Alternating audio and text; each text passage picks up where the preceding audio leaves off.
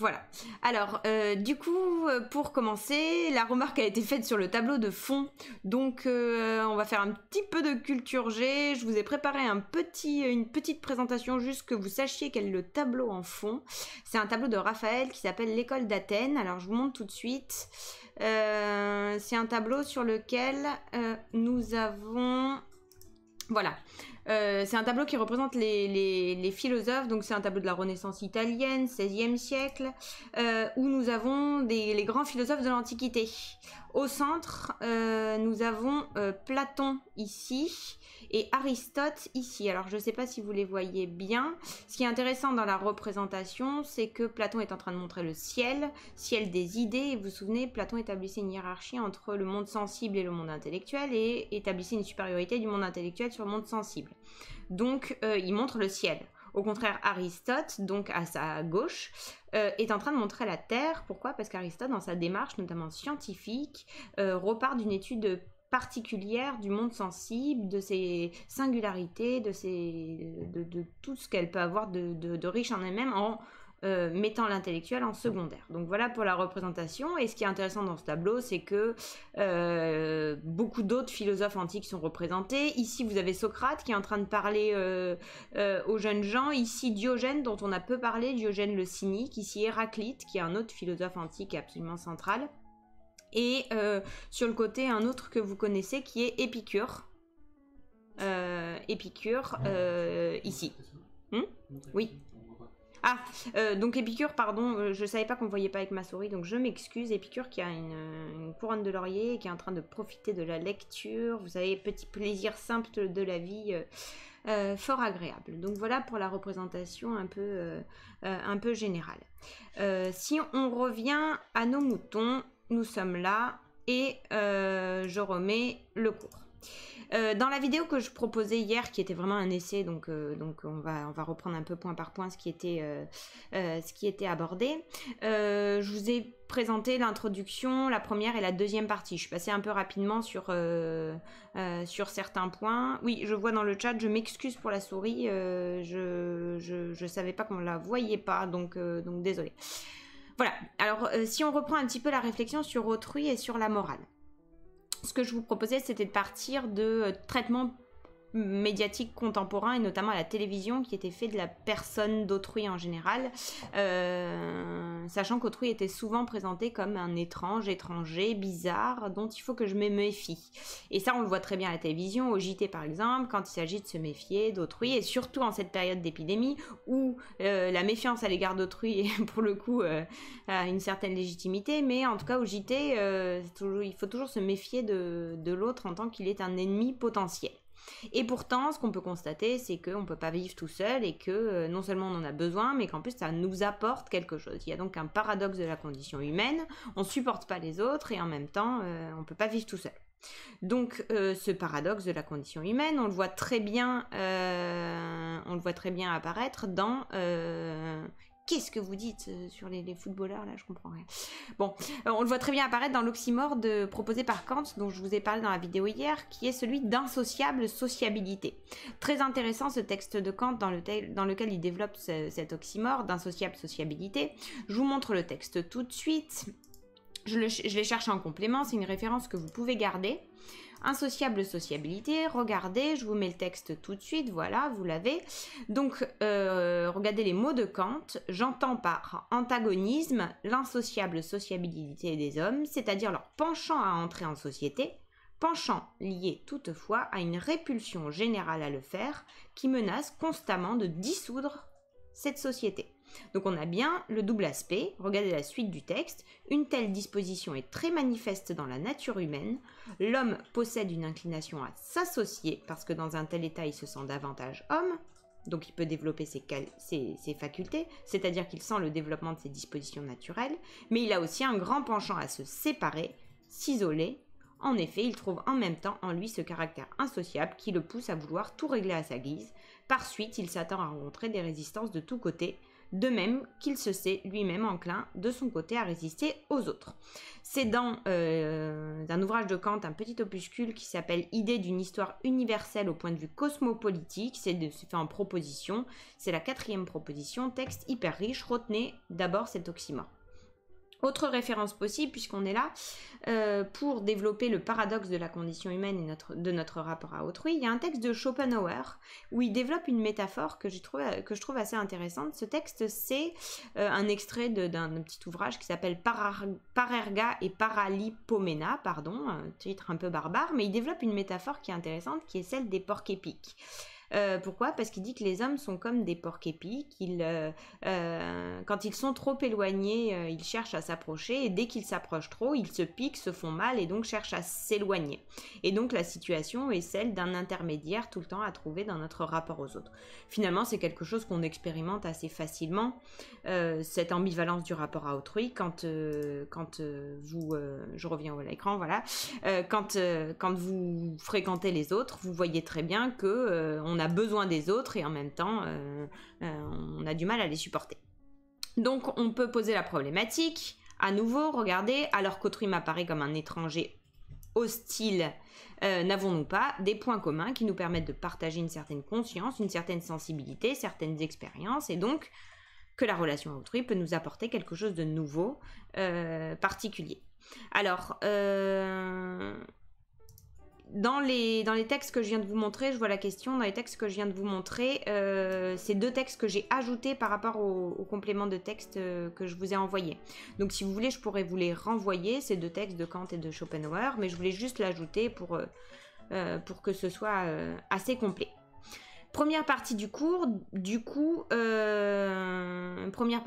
on développe la difficulté du rapport à autrui et la méfiance à exercer à son égard. Donc c'est d'abord un étranger. Premier point, il faut s'en méfier, nous sommes des individus égoïstes avec des intérêts particuliers distincts et on est en concurrence les uns avec les autres. Référence possible pour défendre cette idée, je l'ai développée dans l'autre vidéo, je n'y reviens pas plus que ça, référence à Hobbes et notamment à sa description de l'état de nature. Retenez bien que l'état de nature c'est une fiction, c'est pas une description d'un état réel, il imagine comment ça se passerait s'il n'y avait pas d'État pour gouverner les hommes. Donc voilà, l'homme est un loup pour l'homme, la situation, je cite, est celle d'une guerre de tous contre tous, où tout homme est l'ennemi de tout homme. Est-ce que vous voulez que je fasse une pause pour les problèmes techniques ? Julien ? Le truc c'est qu'en fait si on baisse la résolution, ils vont plus du tout pouvoir lire le texte. Si on met une résolution dégueulasse... Et donc ils ont des problèmes de connexion ? Oui, il y en a certains, oui, pas tous. Alors, qu'est-ce que vous voulez que je fasse ? Est-ce que je baisse la résolution auquel cas on voit plus les textes, ou est-ce que vous voulez qu'on continue comme ça et ceux qui voient pas bien regarderont le replay ? Dites-moi rapidement. C'est pas bête ce qu'il dit, essayer de passer à 30 fps plutôt que 60. C'est où ? Je connais mal, hein, je suis désolée. C'est dans les paramètres. Ça, ils savent peut-être mieux que... Attends, je suis sûr qu'il y en a un que j'ai écrit.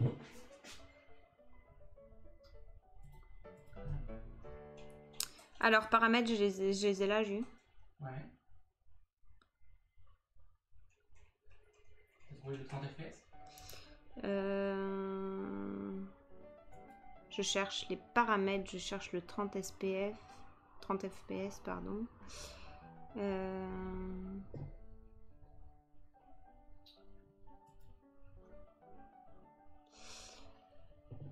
Alors, attendez, c'est un petit peu...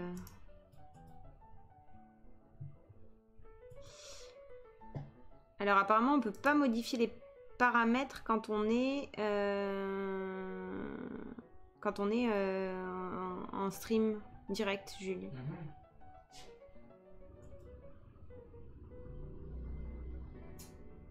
Bon, écoutez, ce que je vais faire, c'est continuer. Et puis, vous le regarderez en replay, si ça vous embête pas. Pour la prochaine fois, on va chercher comment on fait. Parce que je galère un peu là. Bon. Écoutez, je suis désolée pour ceux pour qui ça marche pas bien. Je continue l'enregistrement, vous le regarderez en replay, les autres. Je m'excuse, n'hésitez pas à poser des questions, même en replay, si voilà, je suis disponible tout le temps. Donc on revient à notre réflexion, nous en sommes donc au grand 1, référence à Hobbes, état de nature, guerre de tous contre tous, on finit par accepter de vivre en société. On passe à un pacte social et on reprendra cette thématique sur le cours sur l'état. Deuxième point, autrui réduit ma liberté au sens propre du terme puisqu'il m'empêche de faire tout ce que je veux, ne serait-ce parce que je dois prendre en compte son existence dans l'exercice de mes actions, mais aussi parce qu'il me juge et son regard est absolument épuisant, asservissant, et donc je ne peux pas faire ce que je veux. Référence à Sartre, la notion de honte, hyper intéressante, expérience en plus qu'on connaît tous. Dernier point de ce grand 1, le fait que même quand j'arrive à entrer en contact avec l'autre, quand on crée un lien, finalement, on est enfermé chacun dans notre singularité et c'est une barrière infranchissable absolument irréductible. Je vous ai donné la référence à Merleau-Ponty qui développe l'idée que même quand par empathie, j'essaie de partager les sentiments avec quelqu'un d'autre, finalement, je reste enfermé dans ma singularité, j'essaie de le comprendre sans vraiment fusionner avec lui, ce qui est un blocage ultime dans notre rapport à l'autre. Cependant, nécessité de passer au grand 2, on ne va pas se contenter de cette vision d'autrui comme un étranger qui m'est irréductiblement étranger et dont je dois me méfier, on passe au grand 2. C'est ce que donc je vous proposais hier, on continue dans le cours, donc grand 2, autrui et moi quand même on partage une condition commune qui nous permet de créer un lien et d'avoir une expérience commune riche. Premier point, hyper intéressant, hyper important, finalement notre rapport à l'autre n'est pas si froid qu'au premier abord il apparaissait, puisque dans l'état de nature, dit Rousseau, donc autre philosophe du siècle des Lumières, dans l'état de nature nous ressentons de la pitié envers autrui quand il est en état de souffrance. Même si cette pitié naît avant tout de ce qu'il appelle un amour de soi, c'est-à-dire d'une peur, d'une préservation, de sa propre intégrité. Donc je vois une question, y a-t-il une première vidéo? Oui, il y a une première vidéo, j'ai envoyé le lien, je peux le renvoyer, il n'y a aucun problème, vous pourrez le regarder quand vous voulez. Donc premier point, donc la pitié qui caractérise l'état de nature. Rousseau dit que cette pitié, une fois en société et par le biais d'une bonne éducation, pourra être développée en sens de la justice et devenir quelque chose de vraiment positif et constructeur pour les relations sociales. Donc, point important, je vous avais dit, le problème de la pitié, c'est que c'est un sentiment assez ambivalent parce que la pitié peut aussi rappeler la condescendance. Et vous savez que quand on dit de quelqu'un, par exemple, qu'il fait pitié, c'est pas connoté hyper améliorativement et en général, c'est même plutôt l'inverse. Donc la pitié un peu instable, un peu condescendante, un peu tendancieuse, au point que deuxième point, ce que propose Kant pour pallier cette fragilité du sentiment et de la pitié, remplacer la pitié par un fondement rationnel, un sentiment beaucoup plus solide, qui est celui du respect. Alors, je suis passée rapidement dans l'autre vidéo proposée, mais le respect est hyper important chez Kant. Il est au fondement de la morale. Et vous vous souvenez, on avait vu sur la vérité que la morale kantienne était dictée dans la raison sous forme d'impératifs catégoriques auxquels on ne peut pas transiger. Je vous avais cité le premier impératif catégorique qui était « agis de telle sorte que la maxime de ton action puisse être érigée en loi universelle », ce qui est le cas pour le sentiment du respect, il est universalisable. Autre impératif catégorique chez Kant, regardez, agis de telle sorte que tu traites l'humanité aussi bien dans ta personne que dans la personne de tout autre, toujours comme une fin et jamais simplement comme un moyen. Donc, hyper fort cette distinction entre fin et moyen, je ne dois jamais utiliser l'autre pour parvenir à mes fins, je dois le respecter comme un but en soi, comme une fin en soi. Mon antivirus fait très bien son boulot puisqu'il bloque des attaques en direct, hein. Très bien. Bon, des questions, peut-être. N'hésitez pas à poser vos questions, hein, si vous ne comprenez pas, si je vais trop vite, il n'y a pas de problème, je suis là pour ça, le direct est fait pour ça justement. Donc ne vous inquiétez pas. N'hésitez pas même à revenir sur des trucs qu'on a fait. Dernier point de ce grand 2, les bienfaits de la coopération. Pourquoi? Parce que dans notre modèle de société, je vous disais, notamment avec le modèle qu'on appelle néolibéral, qui est le modèle économique contemporain, le seul modèle qui prime, c'est celui de la compétition entre les individus, qu'on voit très bien à l'œuvre dans le mode du concours. Et on a souvent négligé la coopération au point de dégrader la solidarité comme une forme de naïveté, un peu bébête. Il est gentil, mais il n'est pas très réaliste. C'est la fameuse expression, on n'est pas dans un monde de bisounours, qu'on entend tout le temps. Je peux vous envoyer malheureusement des extraits de vidéos à tout va, à la radio, à la télé, où on n'est pas dans un monde de bisounours. Effectivement, il faut être pragmatique, il faut être réaliste, il ne faut pas être bienveillant, les gens ne le sont pas, etc. Donc nous, on va refaire un éloge de la coopération et de la solidarité, voire de l'altruisme, cette capacité à se tourner vers les autres. Je vous ai cité plusieurs références pour appuyer ça. Déjà des références éthologiques, donc pas directement philosophiques, mais hyper intéressant l'éthologie. Sciences d'études des comportements humains et animaux. Alors, il y a plein de vidéos aussi sur la question. Je vous recommande des ouvrages à lire de Peter Singer ou de France Deval, qui travaillent beaucoup sur cette question-là. Et il existe bien chez les animaux un sens coopératif très fort qu'on a très souvent négligé dans une vision un peu naïve de la lutte sur la survie. Plusieurs références. Première référence, je ne l'ai pas du tout développée dans l'autre vidéo, je m'y arrête une seconde ici. C'est la référence à Adam Smith. Adam Smith, c'est un des théoriciens de la pensée libérale au niveau économique.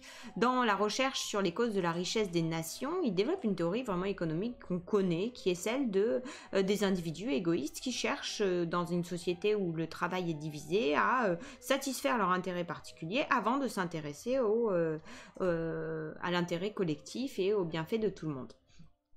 Cette référence-là, elle n'est pas dans ce cours-là, je vais vous la montrer, je vous l'ai ajoutée dans la fiche sur la morale, donc on prend la fiche, je la mets, voilà, normalement, ça devrait être bon, non, ça n'est pas,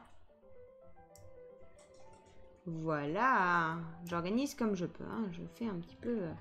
Donc voilà, je voulais ajouter là, regardez dans la fiche, dans le grand C, je vous ai ajouté la référence à Adam Smith. Pourquoi? Parce qu'elle me semblait importante à ajouter, notamment pour les ES qui travaillent ça en cours d'éco, je pense. Pour Adam Smith, en matière économique, les individus cherchent bien à satisfaire avant tout leur intérêt égoïste. Adam Smith a cette phrase, ce n'est pas de la bienveillance du boucher ou du boulanger que je dois attendre mon repas du soir, mais de la satisfaction de son intérêt. C'est-à-dire je dois m'adresser avant tout à son intérêt et pas à sa bienveillance pour pouvoir me nourrir. Mais Adam Smith écrit un autre texte qui s'appelle la théorie des sentiments moraux, où il développe le bienfait pour l'humanité des sentiments moraux qui nous poussent à être altruistes envers les autres. Je vous ai mis une citation de cet ouvrage. Nous apitoyer beaucoup sur les autres et peu sur nous-mêmes, contenir nos affections égoïstes et donner libre cours à nos affections bienveillantes forme la perfection de la nature humaine, et cela peut produire parmi les hommes cette harmonie des sentiments et des passions en quoi consiste toute leur grâce et leur convenance. Donc on a bien cet éloge des sentiments moraux, y compris chez le penseur qu'on considère généralement comme le fondateur du libéralisme un peu égoïste et voilà. Donc référence importante que j'avais pas développée hier. Deuxième référence, la référence à Darwin dont je vous ai déjà parlé en cours, qu'on peut mettre en écho avec la référence au penseur russe Kropotkin qui était biologiste et dont je vous ai parlé aussi, qui fait un véritable éloge de l'entraide autant au niveau biologique qu'au niveau de la société. Donc point très important. Donc je reprends la fiche de cours pour que vous puissiez suivre exactement. Nous sommes donc à la fin du grand C, ce qui nous permet, ce qu'on n'avait pas du tout envisagé hier, ce qui nous permet de passer au grand 3. Grand 3 qui consiste en une thèse un petit peu paradoxale, qui est le fait que le détour par l'autre me permet finalement de mieux faire retour sur moi et donc de mieux me connaître moi-même en tant qu'être humain, doté de capacités intellectuelles et morales particulières. Donc vous voyez le paradoxe, l'autre est cet intermédiaire par lequel je dois passer pour me connaître moi-même. Je pense que vous vous souvenez tous de ce qu'est un paradoxe, situation dans laquelle on a deux thèses qui semblent contradictoires. Là, pourquoi ici il y a une contradiction? Parce qu'a priori, me connaître moi-même passe par un mouvement d'introspection. Je considère ce que je suis et je suis le plus à même de me connaître moi-même. Et pourtant, autre thèse qu'il faut mettre en balance. Et pourtant, le détour par l'autre est important pour avoir peut-être un regard objectif sur soi, ce qu'on a du mal à avoir d'habitude. Donc on va traiter un texte qui s'intéresse à cette question en particulier juste après.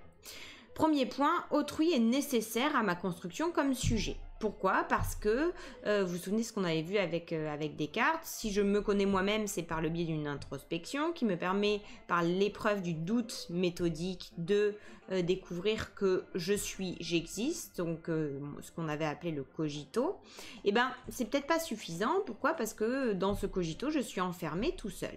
Peut-être que le détour par le regard de l'autre sur moi est indispensable pour me connaître. La preuve en est que nous avons besoin d'être reconnus par les autres comme sujet.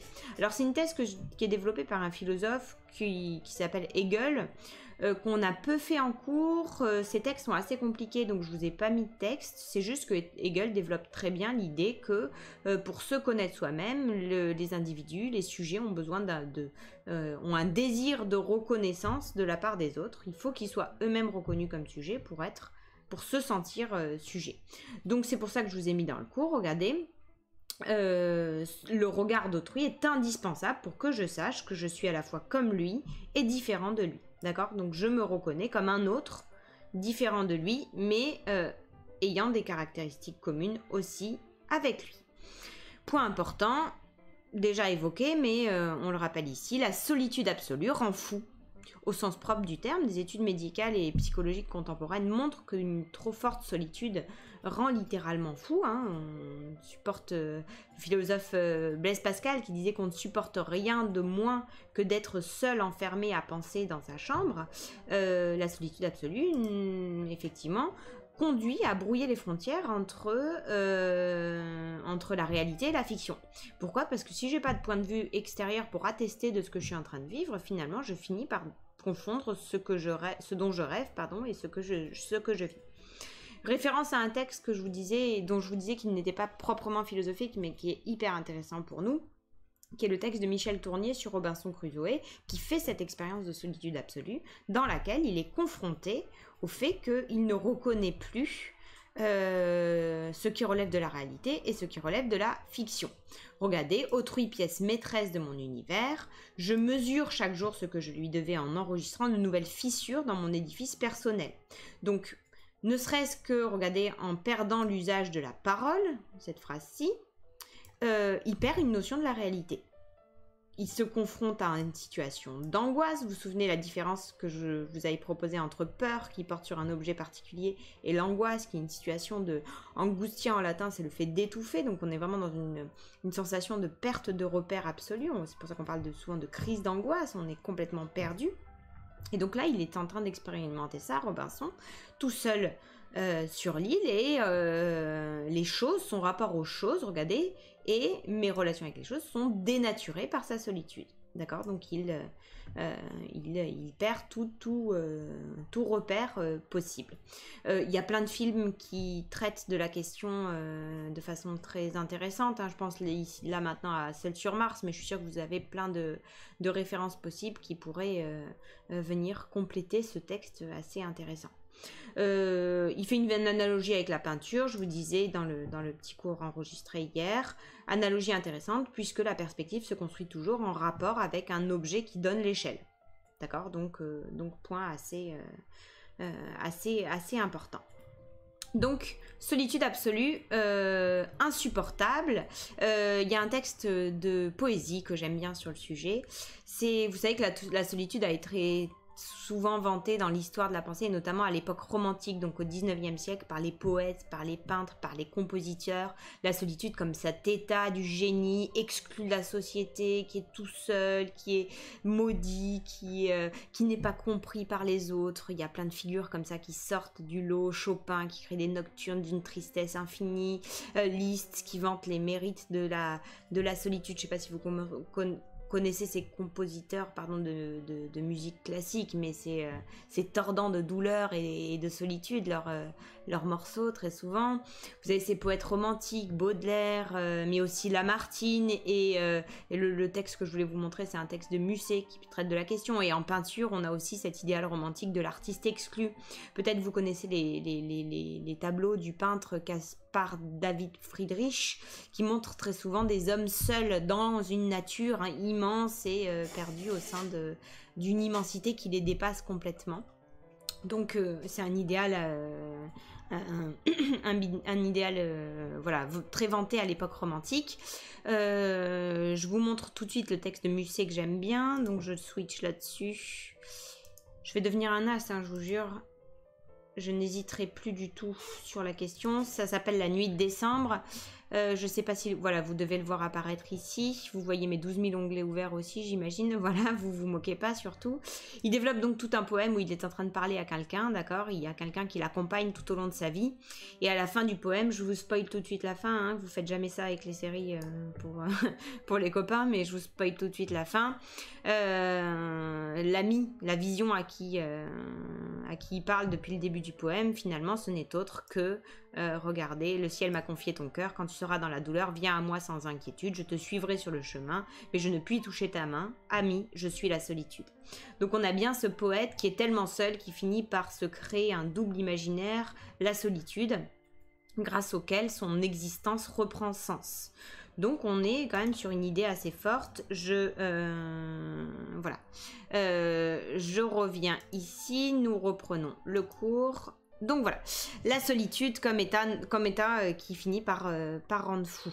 Donc très intéressant. 2 références complémentaires à cette idée-là. Référence à Sartre, dont je vous ai ajouté un texte. Il n'est pas sur ce que je vous ai envoyé, mais je l'ai ajouté ici. On va le lire tout de suite. Et une petite citation d'un philosophe que j'adore, un philosophe du XXe siècle qui s'appelle Paul Ricoeur, qui a beaucoup travaillé sur notre rapport à l'autre et notamment sur l'intersubjectivité, sur le rapport entre les sujets. Cette citation est très, très belle. Il aimait à la répéter sans cesse, notamment là, vous voyez si vous voulez regarder, chercher sur YouTube, il y a plein d'interviews de lui, puisqu'il est mort assez récemment. Le plus court chemin de soi à soi passe par autrui. Donc on est bien dans cet intermédiaire indispensable entre soi et soi, l'autre, homme, comme pont vers pour mieux accéder à soi-même. Paradoxe qui est beau et intéressant. Texte de Sartre très fort, on a une idée qui est assez analogue. Regardez, pour que j'obtienne une quelconque vérité sur moi, il faut que je passe par l'autre. Alors, le texte, quel texte? Précisez quel texte? Le texte de Musset ou le texte de Sartre?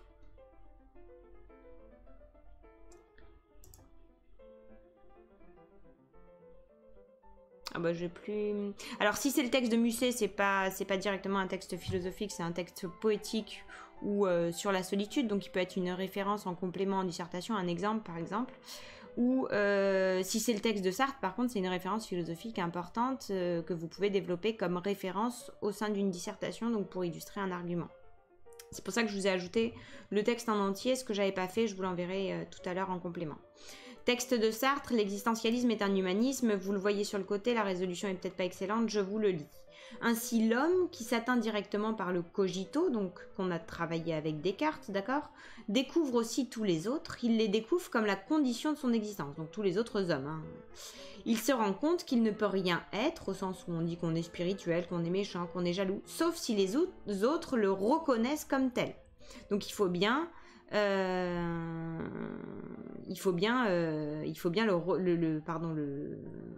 détour par l'autre pour se connaître soi-même. Alors je lis en même temps. Les textes sur autrui, oui, je vous les ai mis sur Lycée Connecté. Ils sont là. Alors je vous les mets là sur le côté, voilà. Alors ils y sont pas tous, j'en ai ajouté un petit peu certains. Voilà, typiquement le texte de Sartre, là je l'ai ajouté hier soir en relisant pour aujourd'hui, donc il n'y est pas encore, mais je vais vous l'ajouter et vous l'envoyer tout de suite. C'est exactement ça la réponse de je crois que c'est Yann, non, Phoenix qui renaît de ses cendres. C'est exactement ça, c'est la solitude en fou, le regard de l'autre est indispensable pour attester de la réalité, pour se construire soi-même.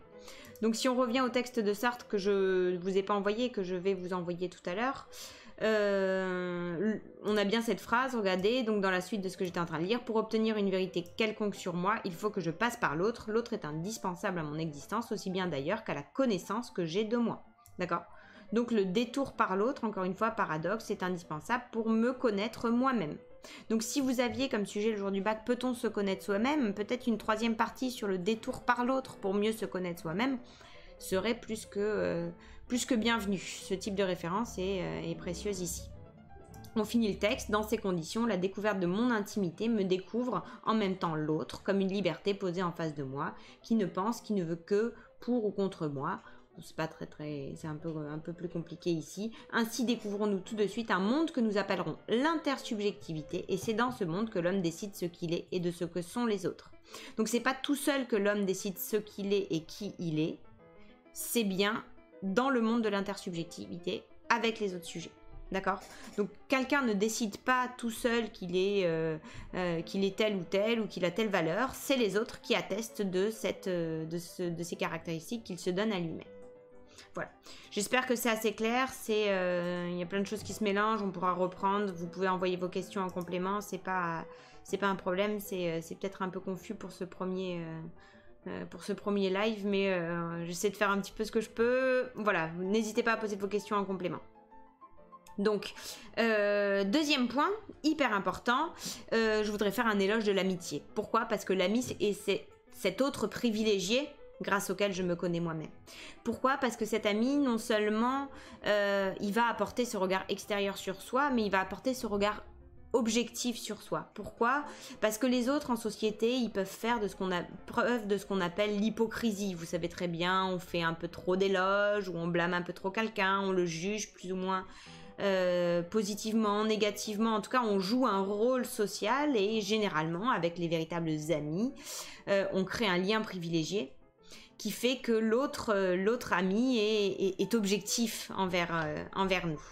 Donc le détour par le biais de l'ami, l'éloge de l'amitié dans l'histoire de la philosophie, on le retrouve à de nombreuses reprises. On avait un petit peu parlé du rôle de l'ami dans la pensée d'Épicure. Je ne sais pas si vous vous souvenez, je vous avais dit que Épicure, philosophie du bonheur dans les petits plaisirs simples du quotidien, et l'amitié faisait partie chez Épicure de ces désirs naturels et non nécessaires, non indispensables à la survie, qui permettaient de mieux vivre, de considérablement mieux vivre, au point que les épicuriens entre eux s'appelaient les amis.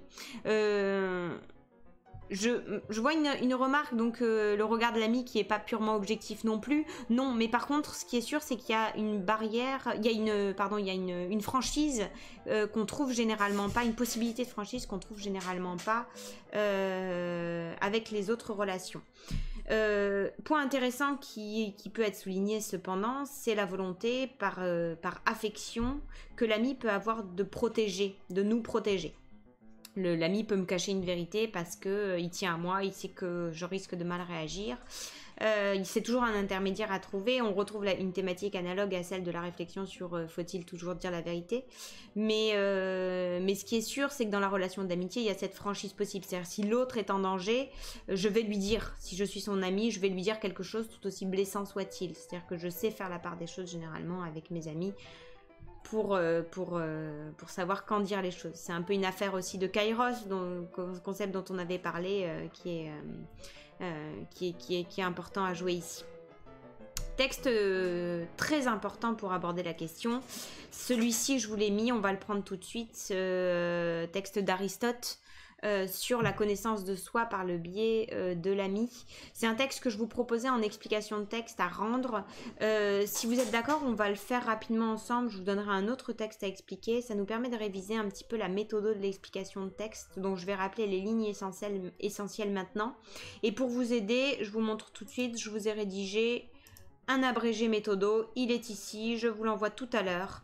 Pour la dissertation et pour l'explication de texte, ça tient en une page, ce sera un condensé à relire avant le bac. J'espère qu'on se reverra d'ici là quand même, mais à relire avant le bac de façon très très dense. Donc, et pour Axel, oui, il faut faire absolument un brouillon, hein, même si ta copie elle est pas mauvaise, elle aurait été bien meilleure avec un brouillon. Je dis ça, je dis rien.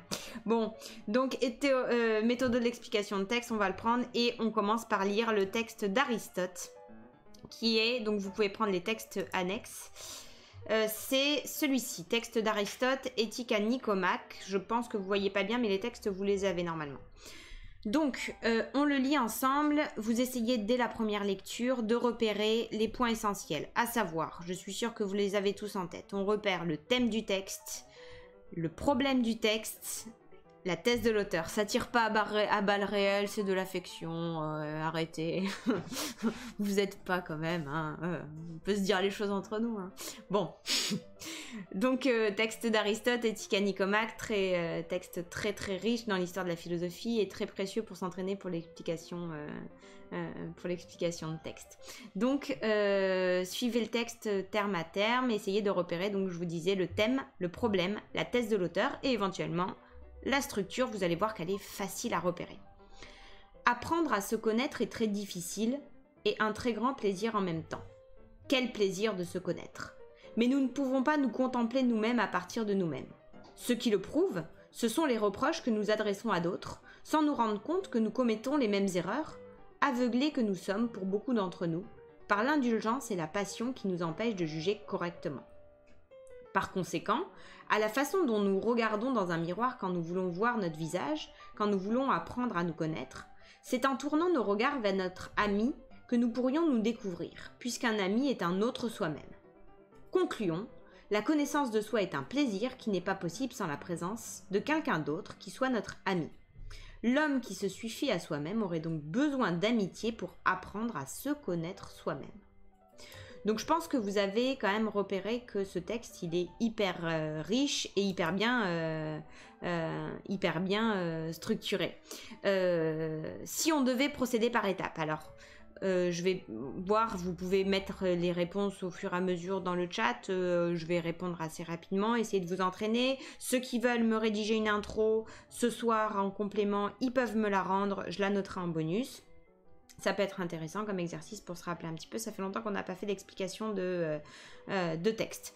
Donc le thème, effectivement, la connaissance de soi-même, parfait. C'est tout à fait ça. Problème du texte, comment peut-on se connaître soi-même ou tout simplement peut-on se connaître soi-même? Très bien. Donc peut-on se connaître soi-même seul? Ça peut ajouter une dimension très intéressante. Thèse de l'auteur, cette fois, je vous laisse répondre aussi, comme ça... ça peut être intéressant. Donc, thèse de l'auteur. Paradoxalement, effectivement, on ne peut pas se connaître soi-même par soi-même. Il faut donc le regard d'autrui pour se connaître soi-même.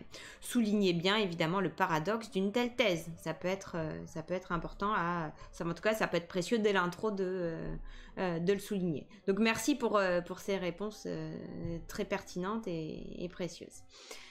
La structure du texte maintenant, je vous ai dit, faites attention surtout sur certains textes classiques à repérer les mots de liaison. Ici, on les voit très très bien. Alors, je bouge un peu le casque, ça me défonce les oreilles avec les lunettes.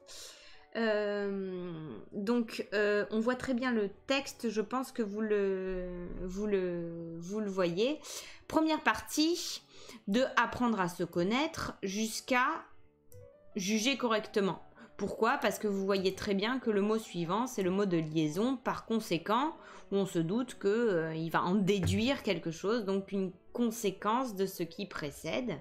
Donc ce qui précède va être la cause de ce qui suit. Jusque-là, très logique. Deuxième partie, par conséquent, jusqu'à conclusion, où il propose un résumé de ce qui vient d'être dit précédemment, en ajoutant une dimension supplémentaire sur laquelle on va s'arrêter quelques instants. Première partie, si on devait développer l'argument, c'est dans la première partie qu'il développe bien l'impossibilité dans laquelle nous sommes de nous connaître nous-mêmes à partir de nous-mêmes. Pourquoi? Parce qu'il est impossible, il y a un paradoxe dans cette situation, la connaissance, elle tend vers une certaine objectivité. Or, je suis un sujet, donc je suis subjectif. Souvenez-vous de l'opposition entre subjectif d'un côté, objectif de l'autre. Donc comment être objectif à l'égard de ce qui est le plus subjectif possible, c'est-à-dire soi-même? C'est compliqué. La preuve, dit Aristote, ce qui le prouve, les reproches que nous adressons à d'autres, expérience hyper quotidienne, on reproche à l'autre d'être égoïste et on se rend pas compte que en fait on est le plus égoïste d'entre tous. Il y a une phrase biblique, je crois, on voit mieux la paille dans l'œil du voisin que la poutre dans son propre œil. Je crois que c'est une histoire comme ça. En tout cas, voilà, on est dans cette idée-là, sans nous rendre compte que nous commettons les mêmes erreurs, aveuglés que nous sommes par l'indulgence et la passion qui nous empêchent de nous juger correctement. Et vous remarquez qu'on est tous plus ou moins, par rapport à soi-même, soit dans un excès de confiance, on se surestime, soit dans un déficit de confiance absolue, ce qui conduit à se dévaloriser en permanence. Donc je suis sûre que vous vous reconnaissez plus ou moins dans une des deux catégories, mais en tout cas, il est très difficile d'être objectif à l'égard de soi-même. D'ailleurs, la capacité à se connaître soi-même, à connaître ses capacités, ses limites, mais aussi ses qualités, c'est ce que Descartes appelait la générosité. Pas du tout le même sens qu'aujourd'hui, mais au sens classique, la générosité, c'est cette capacité à bien juger, à bien se juger soi-même. Donc voilà pour la première partie, on ne peut pas se contempler soi-même à partir de soi-même. Deuxième partie, de par conséquent jusqu'à un autre soi-même, analogie établie avec le miroir, d'accord ? Analogie établie avec le miroir, c'est dans le regard de l'ami que je peux le mieux me connaître moi-même. Pourquoi ? Parce que, effectivement, l'ami est ce qu'Aristote appelle, regardez, un autre soi-même. Ici, on retrouve une expression que vous connaissez, c'est celle d'alter ego. Donc, c'est à la fois autre et même que soi, donc autre soi-même. L'ami, encore une fois, a ce regard franc, dit, en tout cas estime Aristote, qui est précieux et qui permet de mieux se connaître. Concluons, dernière partie, donc dernier argument, la connaissance de soi est bien un plaisir, puisqu'on a un plaisir à connaître ses propres limites, à chercher à les dépasser sans aller trop loin, à savoir ce dont on est capable et ce dont on n'est pas capable, à rectifier ses points faibles, à développer ses qualités, etc. Donc c'est bien un plaisir, mais c'est pas possible sans la présence de quelqu'un d'autre qui soit notre ami, dit Aristote. Il ajoute une idée supplémentaire à la fin du texte, regardez cette dernière petite phrase, l'homme qui se suffit à soi-même, c'est-à-dire qui est autosuffisant, hyper important, aurait donc besoin d'amitié pour apprendre à se connaître soi-même. La distinction est hyper forte ici, on peut être autosuffisant, dit Aristote, ce qui est discutable, mais on pourrait satisfaire nos besoins tout seul. Par contre, la connaissance de soi-même est complètement impossible tout seul. Donc Aristote estime qu'on peut vivre en autarcie, en autosuffisance, en autonomie radicale, mais qu'il est impossible de se connaître soi-même si on est tout seul. Donc, voilà pour ce texte hyper riche que vous pouvez citer en dissertation, qui est très facile à retenir, très facile à citer, et qui fait un véritable éloge de l'amitié. Pour illustrer ce texte, je vous proposais un exemple d'amitié hyper connu dans l'histoire de la pensée. Je remets le cours, je bois juste une gorgée d'eau parce que je vais me déshydrater. Amitié entre un philosophe, Michel de Montaigne, et un autre philosophe dont on a déjà parlé, qui s'appelle Étienne de la Boétie. Montaigne et la Boétie se rencontrent assez jeunes et ils développent une amitié qui est foudroyante. Ils sont littéralement fusionnels et Montaigne écrit dans les Essais, son grand ouvrage, un éloge, un chapitre entier qui s'appelle De l'amitié, dans lequel il fait un éloge magnifique de son amitié avec Étienne de la Boétie, qui malheureusement meurt juste après. Il meurt très très jeune, la Boétie. Et Montaigne est complètement désespéré en apprenant ça. Je vous ai mis le début du cours, du texte, pardon, je vous l'avais pas envoyé, je vais vous l'envoyer tout à l'heure, je vous avais juste mis la dernière phrase qui est hyper connue, qui est « parce que c'était lui, parce que c'était moi ». Donc celle-là, vous pouvez la retenir, hyper efficace, magnifique, parce que c'était lui, parce que c'était moi, construction parallèle avec à la fois moi et lui, distinct et fusionnel, donc magnifique. Et je vous ai mis le début du texte parce que c'est intéressant, notamment pour traiter par exemple ce qu'on appelle les amis sur Facebook. Alors c'est pas du tout complètement anachronique, mais c'est intéressant de voir ce qu'en dit Montaigne. Au demeurant, regardez, ce que nous appelons ordinairement et amitié ne sont qu'accointances, c'est-à-dire des liens en gros, et familiarité nouée par quelque occasion ou commodité par le moyen de laquelle nos âmes s'entretiennent. Donc les amis Facebook, ce serait littéralement, hein, on a tous 300 amis Facebook, ces accointances et familiarités qui ne sont pas de véritables amis. Hein. Donc il ne faut pas confondre, dit Montaigne, les connaissances et les véritables amis. En l'amitié de quoi je parle, dit Montaigne, les âmes se mêlent et se confondent l'une en l'autre d'un mélange si universel qu'elles effacent et ne retrouvent plus la couture qui les a jointes. Si on me presse de dire pourquoi je l'aimais, je sens que cela ne peut s'exprimer qu'en répondant parce que c'était lui, parce que c'était moi. Donc ce texte est beau, hein. Voilà, j'insiste dessus, ce texte est très très beau, vous pouvez le faire résonner, cette phrase vous pouvez l'utiliser parce que c'était lui, parce que c'était moi, pour faire, voilà, pour vanter les mérites des relations amicales, c'est magnifique. Et dans l'histoire de l'art en général, de la littérature mais pas seulement, c'est une idée qu'on retrouve à de nombreuses reprises.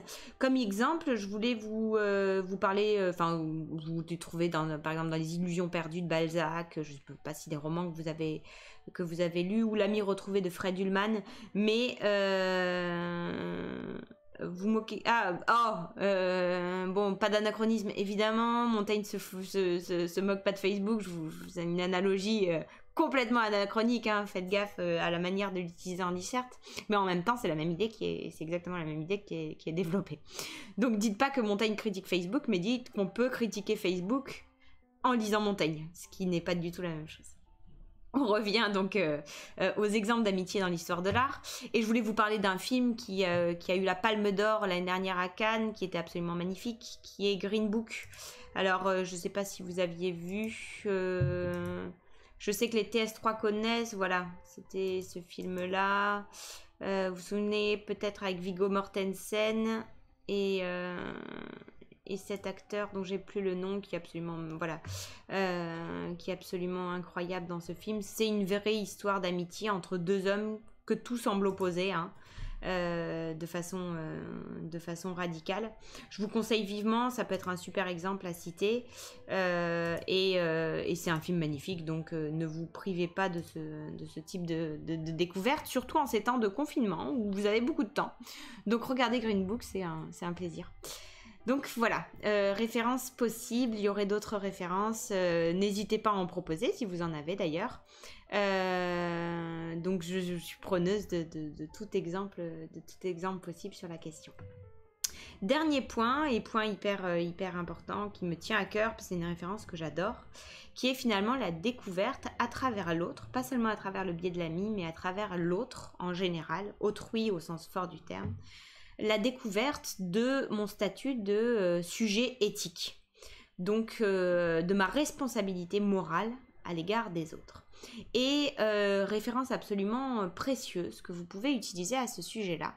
C'est un philosophe dont on n'a jamais parlé, qui s'appelle Emmanuel Levinas, qui parle du visage. Pourquoi ? Parce que Levinas constate que je peux être détaché des autres, je peux être indifférent à l'autre, je peux détourner le regard quand je vois un SDF dans la rue, je peux fusiller quelqu'un s'il me tourne le dos, mais, dit Levinas, si je croise son regard, si je regarde son visage, je suis renvoyée à ma condition humaine d'être moral et rappelé à mes impératifs les plus essentiels. Donc référence très précieuse, regardez, donc c'est ce que je vous ai mis dans le grand C.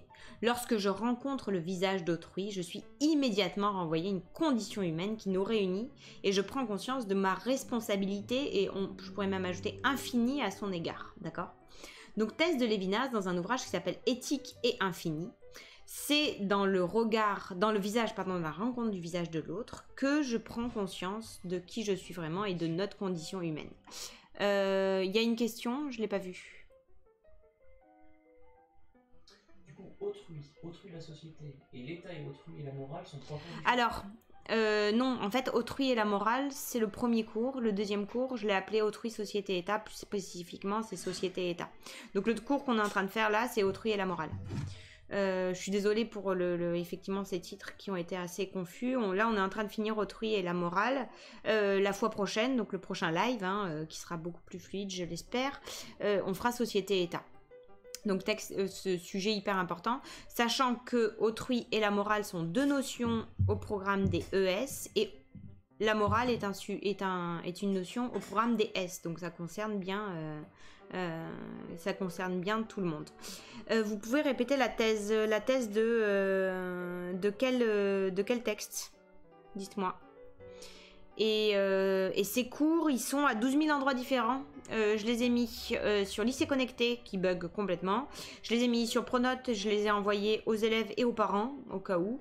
N'oubliez pas le site internet sur lequel je mets tous les cours pour vous avec les fiches de révision et où vous avez accès en plus aux vidéos. Donc vous pouvez regarder sur le site internet, c'est émerveillonsnous.wordpress.com. Je vous l'écris, non, vous l'avez peut-être enregistré, je peux vous l'envoyer si voilà. Et les cours, je vous les ai envoyés pour les S sur les salons Discord créés. Pour les ES, je peux les envoyer sur la conversation Messenger si vous voulez, ou si vous avez un Discord, je veux bien l'avoir pour pouvoir vous envoyer des ressources en plus. Donc voilà, les trucs, vous pouvez les avoir, sinon je vous les renvoie en complément. Il n'y a aucun problème avec les fiches de révision associées. Donc si on revient, voilà, texte de Lévinas, on l'a pas encore lu, donc on va faire la thèse ensemble. Si on devait résumer en une phrase la thèse de Lévinas dans l'ensemble d'Éthique et Infini, donc vraiment un gros bouquin, un peu dense, un peu compliqué, la thèse de ce texte, ce serait de dire que à travers la rencontre du visage de l'autre, je me découvre en tant qu'être moral et je prends conscience de ma responsabilité infinie à l'égard des autres. Donc, j'espère avoir été claire, je peux répéter. Donc, en rencontrant le visage de l'autre, en croisant son regard, je me rends compte de notre condition humaine commune et de ma responsabilité infinie à son égard. Donc, je ne peux pas ne pas être morale quand je rencontre le visage de l'autre. On va lire le petit texte que je vous ai mis. Lévinas, c'est très compliqué. Ça m'étonnerait qu'il y ait un sujet de bac qui tombe dessus, quoique c'est discutable, donc on va le lire ensemble. Le visage est seigneurie et le sans défense même.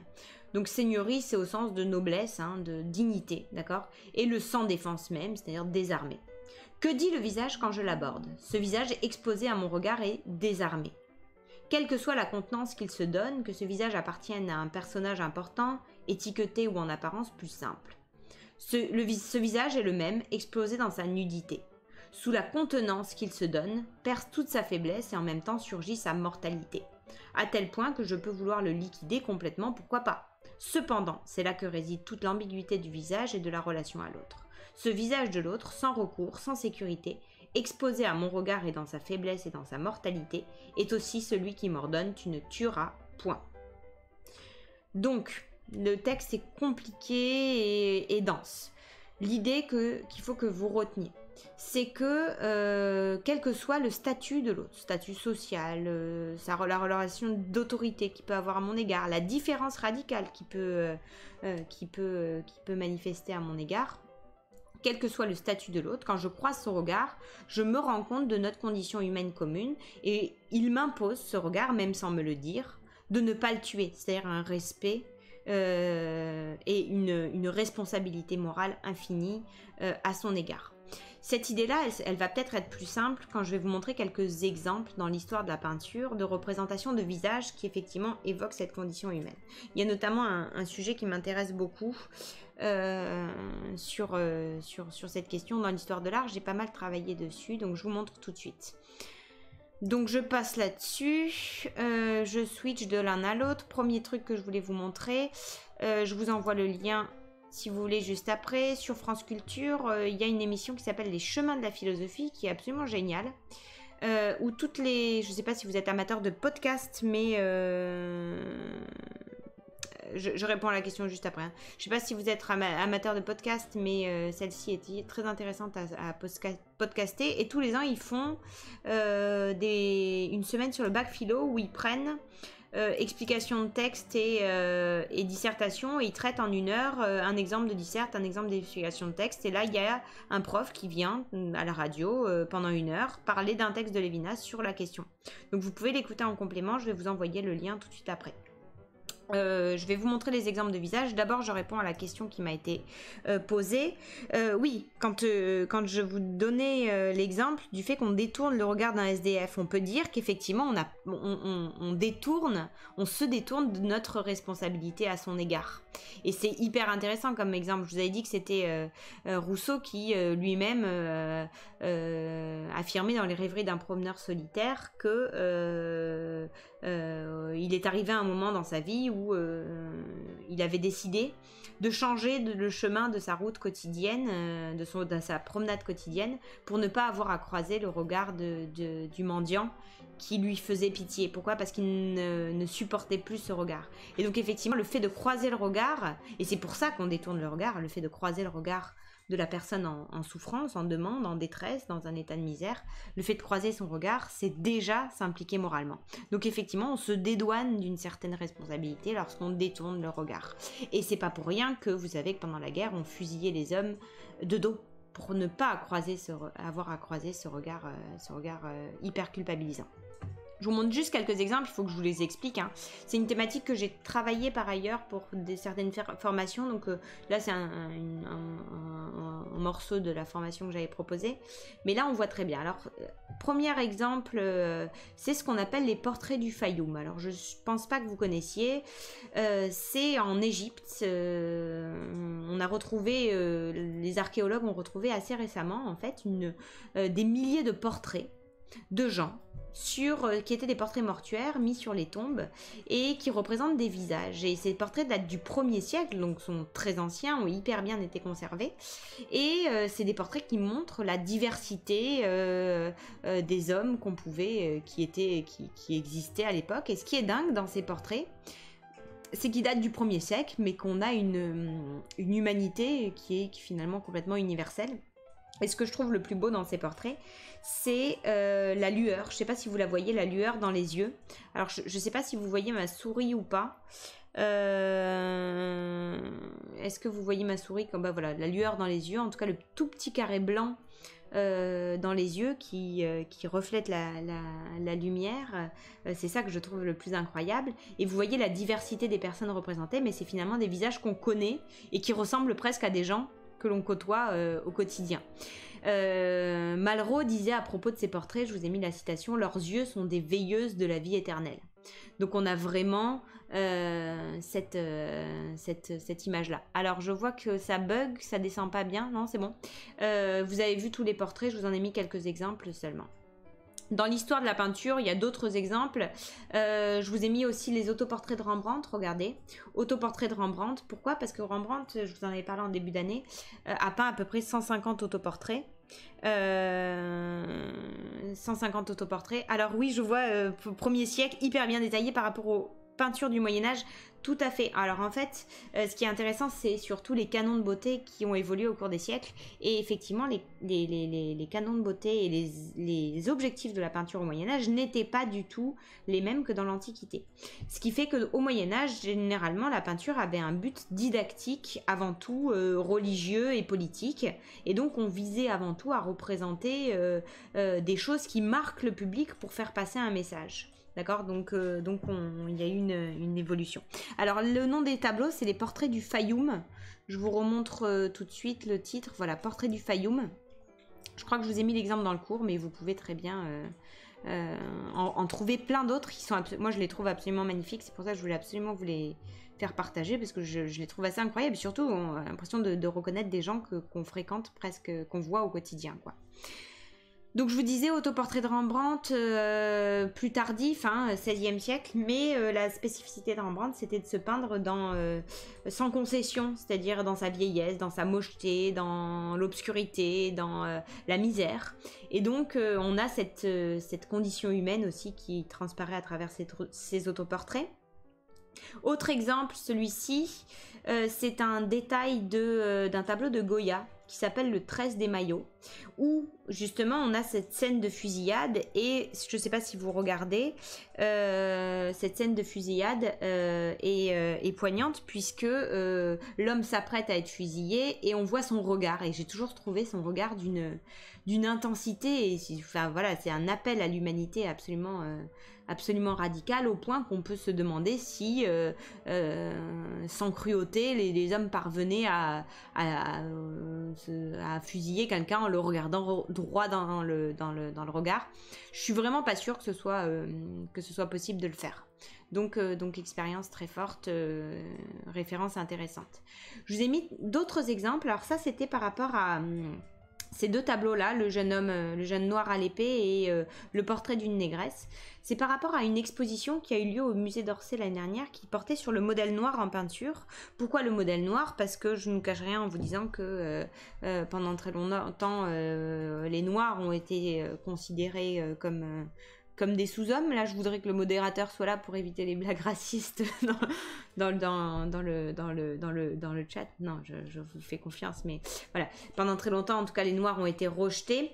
Et par rapport justement à cette exposition, c'est intéressant de voir qu'il y a des peintres qui résistaient à ce rejet en peignant des visages. Pourquoi? Parce qu'en fait, la confrontation au visage des Noirs y compris était une manière de se référer à une condition humaine commune et irréductible. Et quand on regarde effectivement ce jeune garçon dans le regard, on ne peut s'empêcher d'être renvoyé à notre moralité d'être humain et à l'universalité de la condition humaine.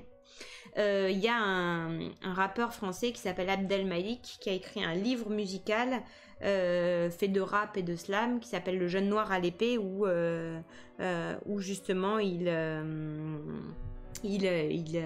aborde la question là de cette condition humaine qui se transparaît à travers là. Et je vous ai mis le deuxième. Regardez ce portrait magnifique qui s'appelle Portrait d'une négresse. Pourquoi il est aussi intéressant celui-ci? Parce qu'en plus il est peint par une femme. Alors je ne sais pas si vous imaginez le combo de modèle noir peint par une femme 19e siècle. On n'est pas sur de l'acceptation spontanée. Et ce qui est très fort, c'est ce regard de cette femme qui est absolument magnifique et incroyable. Il y a eu des débats assez récemment à l'occasion justement de cette exposition pour savoir si on renommait ou pas ce tableau du nom du modèle. Il s'appelle Madeleine. Savoir si on l'appelait Portrait de Madeleine, c'est-à-dire si on renommait le tableau. Et en fait, ça a suscité des controverses très fortes parce que le fait de le renommer Portrait de Madeleine, c'était humaniser la personne, mais l'individualiser, mais c'était aussi faire comme si le passé ne l'avait pas appelée négresse. Et c'est comme si on oubliait d'une certaine manière ce passé qui avait conduit quand même au traitement hyper discriminant des nègres. Donc, vous voyez que le débat n'est pas si simple à résoudre et c'est une question assez intéressante. Voilà. Autre exemple, je vous ai mis un exemple en sculpture, ce buste d'un vieillard par Camille Claudel. Camille Claudel, sculptrice brillante du XXe siècle, et là, élève d'un autre sculpteur qui s'appelait Auguste Rodin, que vous connaissez peut-être. Élève d'ailleurs complètement occultée par son maître, notamment parce qu'elle était sa maîtresse et pas sa femme, mais aussi parce qu'elle était femme. Camille Claudel a fini sa vie, il y a un film magnifique aussi, autre film à rattraper, avec Isabelle Adjani sur la vie de Camille Claudel, où on voit dans quelle misère elle meurt, mais c'était une sculptrice absolument brillante qui qui sculptait avec une finesse et une sensibilité absolument incroyable. Et voilà, je trouve que ce portrait est quand même très beau. Dernier exemple que je voulais vous proposer, c'est un exemple plus contemporain. Un photographe de notre époque qui s'appelle Sebastião Salgado, que j'aime beaucoup, qui fait des conférences sur TED aussi. Alors je vous les cherche en direct, mais voilà. Cette conférence-là, The Silent Drama of Photography, avec mon accent magnifique, voilà, vous pourrez le regarder, je vous enverrai le lien, où il explique sa démarche de photographe, et il a toute une série, c'est pas du tout ça, c'est ça, il a toute une série de portraits d'enfants, un livre qui s'appelle Children's, donc il est allé dans le monde entier prendre en photo les enfants en exil, donc ceux qui ont été, qui sont pas dans leur pays d'origine et qui sont en fuite.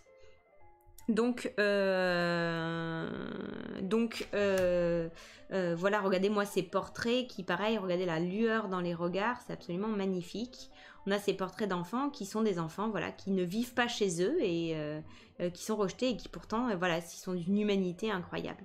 Et Salgado dit à propos de ces portraits, regardez, chacun, à travers ses vêtements, sa pose, son expression et son regard, m'avait raconté une histoire, avec une franchise et une dignité désarmantes.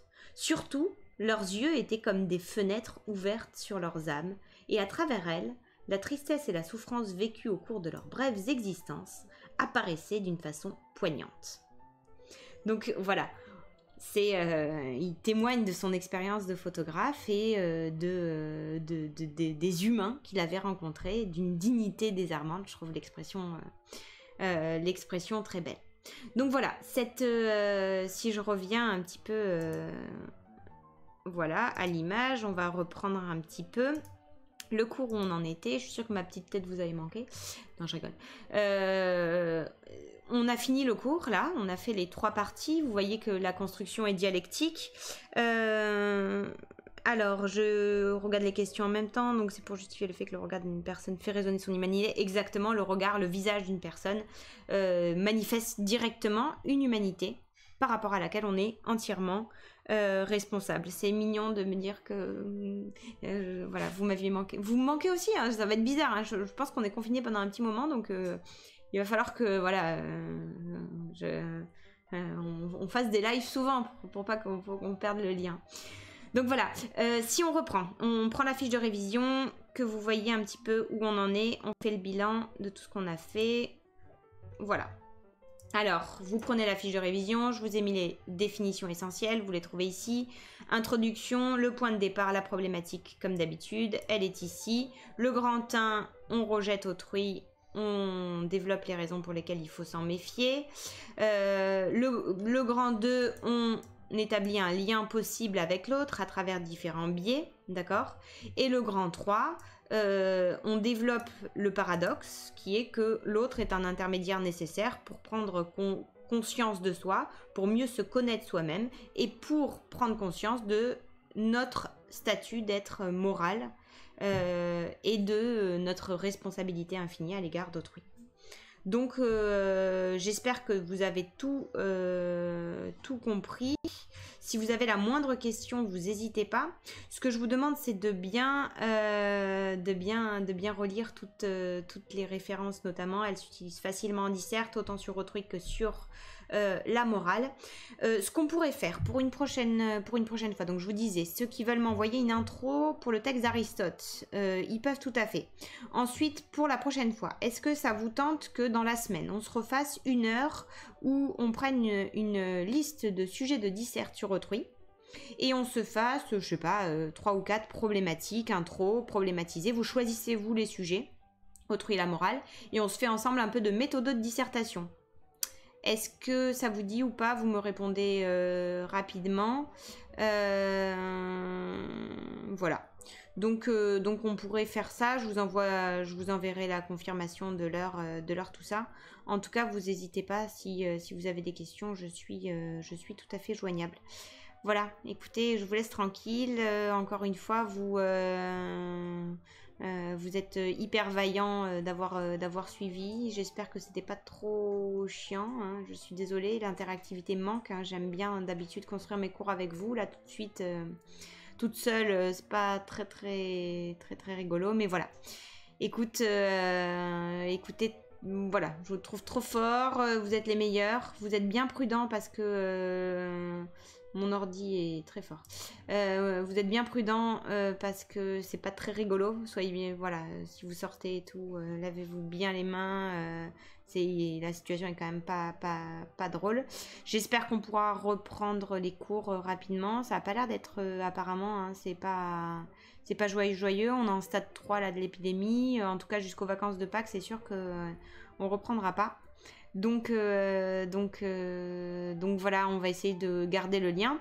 Et effectivement, ce qu'on pourra faire, c'est ajouter au live un salon vocal sur Discord pour que vous puissiez interagir. Mais alors là, il va falloir que techniquement, déjà, je développe mes capacités. Il va falloir que, bon, je peaufine les trucs. S'il est encore en train de liver, je vous conseille d'aller voir le jeu auquel on est en train de jouer, Mister MV. Ça s'appelle Ori et c'est un jeu, on parlait des jeux qui sont de véritables œuvres d'art. C'est un jeu magnifique avec une musique trop chou, c'est magnifique, voilà.